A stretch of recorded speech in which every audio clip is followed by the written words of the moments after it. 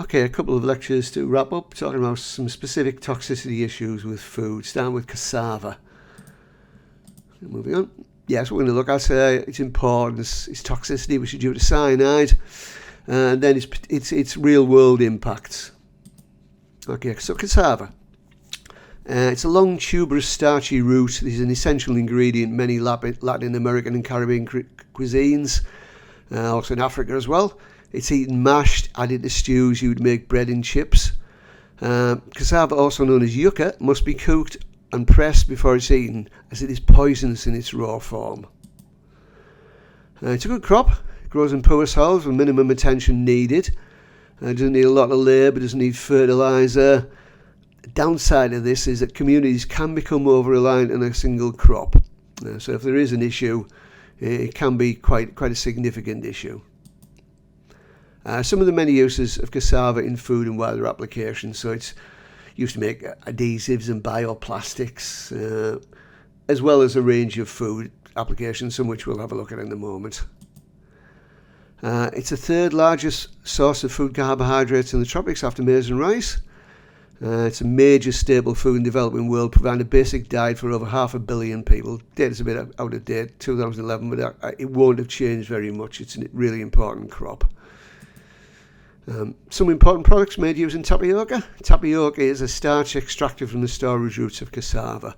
So we have things like bubble tea, which will be familiar to at least some of the group. Generations of British school children have called tapioca, when served in school meals, frog spawn, for fairly obvious reasons, though it would confuse the frog, I think.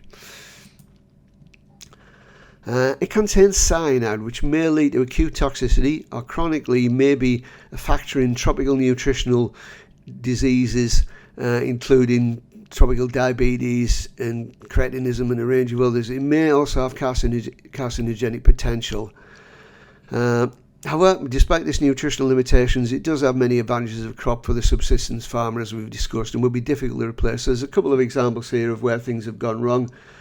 Cyanide poisoning cassava. I think these two stories about the same story.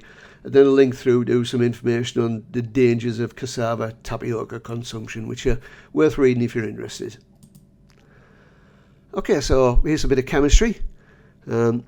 Obviously, I would say to you, you can remember this as a chemical reaction. You can remember what's happening basically, so I'll walk through in words what's happening. A glycoside is a compound formed from a simple sugar and another compound by replacement of a hydroxy group in the sugar molecule. Many drugs and toxins derived from plants are glycosides.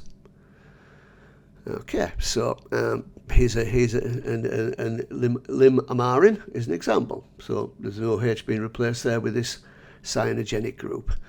Limonase is a cell wall enzyme here, releases which whose role is still unclear in biology. It may have a role in protecting plants from insects and animals, as so many of these things do have. It has a bitter taste, which may contribute to this.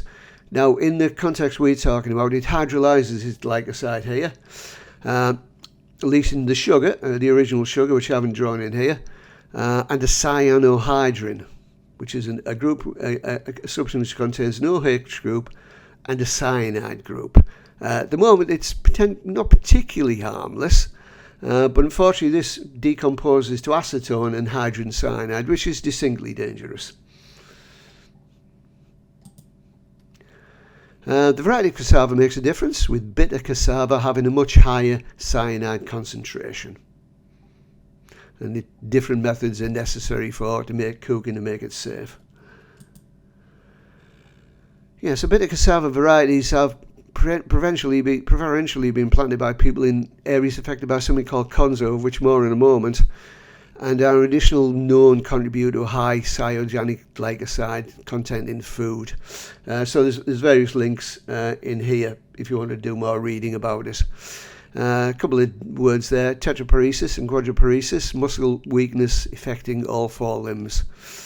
It's derived from clonus, the Greek for violent and confused motion, and you can read more about it in this paper here and also in the notes of this particular slide.